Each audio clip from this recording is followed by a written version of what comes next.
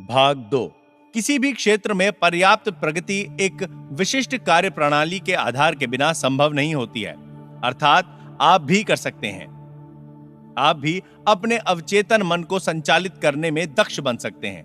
आप इसके सिद्धांतों की शक्तियों को अपने ज्ञान के आधार पर अपने विशिष्ट कार्यों तथा अपने अभीष्ट लक्ष्यों के अनुरूप उपयोग करके अपने जीवन को सफल बना सकते हैं। एक पूर्व केमिस्ट होने के नाते मैं आपको बताना चाहता हूं कि हाइड्रोजन के 2 एटम के परिणाम में यदि एक एटम ऑक्सीजन का मिला दिया जाए तो वो पानी बन जाता है। आप ये भलीभांति जानते हैं कि एक एटम ऑक्सीजन और एक एटम कार्बन मिला देने से कार्बन मोनोऑक्साइड नाम की जहरीली गैस बन जाती है।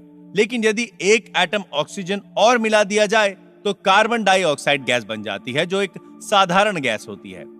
इसी प्रकार केमिस्ट्री रसायनों के मिश्रण की एक प्रयोगशाला है। आप ये न सोचे कि केमिस्ट्री, फिजिक्स, मैथमेटिक्स के सिद्धांत आपके अवचेतन मन से अलग हैं। पानी अपना धरातल स्वयं बनाता है। यह एक सिद्धांत है जिसे सभी जानते हैं और स्वीकार करते हैं, और सभी जगह यह देखने को मिलता है। एक और उदाहरण लेते हैं। लोहा गर्म किए जाने पर फैलता है। यह एक सत्य है जो किसी भी समय किसी भी परिस्थिति में पाया जाता है। आप लोहे के टुकड़े को गर्म करो, वो बढ़कर फैलेगा, चाहे वो चीन में हो या इंग्लैंड अथवा भारत में हो। यह एक सार्वभौमिक सच्चाई है कि तत्व गर्म किए जाने पर फैलता है।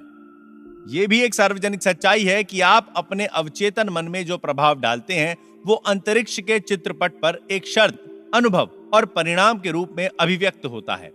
आपकी प्रार्थना का परिणाम मिलता है क्योंकि आपका अवचेतन मन सिद्धांत है, और सिद्धांत का मतलब है एक वस्तु की कार्यविधि या वस्तु के चलायमान होने का तरीका। उदाहरण के लिए बिजली के सिद्धांत को लेते हैं। वो ऊपर से नीचे की ओर दौड़ता है। जब आप बिजली का इस्तेमाल करते हैं तो आप उसके सिद्धांत को नहीं बदलते, लेकिन प्रकृति के सहयोग से आप अद्भुत आविष्कार और नई नई खोज करते हैं, जिनके परिणाम स्वरूप मानवता को अनगिनत लाभ पहुंचाए जाते हैं। आपका अवचेतन मन सिद्धांत है जो आस्था के नियम के अनुकूल चलता है। आपको पता होना चाहिए कि आस्था क्या है, वो क्यों काम करती है और कैसे काम करती है। बाइबल में ये बड़े आसान, स्पष्ट और सुंदर तरीके से बताया गया है कि कोई विश्वास के साथ पहाड़ से कहे कि हटो और समुद्र में जा गिरो, तो उसे अपने हृदय में कोई संदेह नहीं रहता, बल्कि उसे विश्वास होता है कि उसने जो कहा वो पूरा होगा, उसे वो सब कुछ मिलेगा जो वो कहेगा। आपके मन का नियम आस्था का सिद्धांत है। इसका मतलब है कि आपको मन के काम करने के तरीके पर विश्वास करना है। आपके मन की आस्था आपके मन का विचार है। देखो कितना आसान है सब कुछ, बस यही समझना है। आपके सभी अनुभव, परिणाम, शर्तें और कार्य आपके विचारों के प्रति आपके अवचेतन मन की प्रतिक्रियाएं हैं। याद रखने वाली बात यह है कि परिणाम, फल या उत्तर उसमें नहीं जिसमें आप विश्वास करते हैं, बल्कि आपके मन की आस्था से मिलता है। झूठी आस्थाओं, धारणाओं, अंधविश्वासों और आज के जीवन में प्रचलित भयों पर विश्वास करना छोड़िए और जीवन के सनातन सत्य एवं दैवी नियमों पर विश्वास करना शुरू करिए। तब जाकर आप जीवन में ऊपर उठेंगे और जीवन का सच्चा आनंद ले सकेंगे। जो व्यक्ति इस पुस्तक को पढ़कर और इसमें दिए गए अवचेतन मन के वैज्ञानिक सिद्धांतों को अपने जीवन में लागू करेगा, वो अपने लिए और दूसरों के लिए वैज्ञानिक एवं प्रभावपूर्ण रूप से प्रार्थना कर पाएगा। आपकी प्रार्थनाओं के परिणाम कर्म और उसकी प्रतिक्रिया के अलौकिक सिद्धांत के रूप में होते हैं, जो आपके विचार की प्रवृत्ति के अनुरूप होते हैं।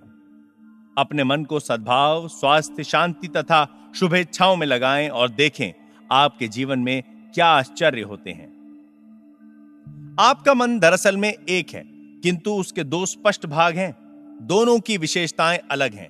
सभी बुद्धिमान लोगों को मालूम है कि दोनों विभागों को एक रेखा अलग करती है। दोनों के कार्य बुनियादी रूप से एक दूसरे से अलग हैं। प्रत्येक विभाग को अलग अलग विशिष्ट शक्तियां और गुण मिले हैं। दोनों की पद्धति आपके मन के कामों को सामान्यतः 2 पालों में बांट देती है। एक उद्देश्य मूलक मन और दूसरा व्यक्ति मूलक मन, चेतन मन और अचेतन मन। दूसरे शब्दों में जो सतह पर दिखाई देता है, यानी जो आप दिखाई देते हो, और दूसरा आपके अंदर का मन जो आपके अंदर है, दिखता नहीं। इसे स्वैच्छिक मन और अनैच्छिक मन अथवा पुरुष और स्त्री मन जैसे अनेक प्रकार से कहा जा सकता है। इस पुस्तक में सभी जगह आपको इन दो मनों के लिए चेतन और अवचेतन शब्दों का प्रयोग मिलेगा। इन दो मनों के कार्यकलापों को समझने का एक नायाब तरीका है। मान लीजिए कि आपका मन एक बाग है और आप उस बाग के मालिक हैं। आप दिन भर अपने विचारों के बीज बोते हैं। ये वे विचार हैं जिन्हें आप अपनी आदतों के अनुरूप सोचते हैं। जैसे विचारों की बुवाई करते हैं, वैसे ही परिणाम आपके शरीर और आपके आसपास मिलते हैं।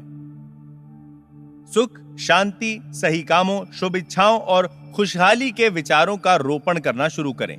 धैर्य से बैठकर पूर्ण रुचि के साथ इन गुणों पर चिंतन करें और उन्हें पूर्ण रूप से अपने चेतन मन में, अर्थात अपने सोचने समझने के मन में स्वीकार करें, उन्हें अंगीकार करें।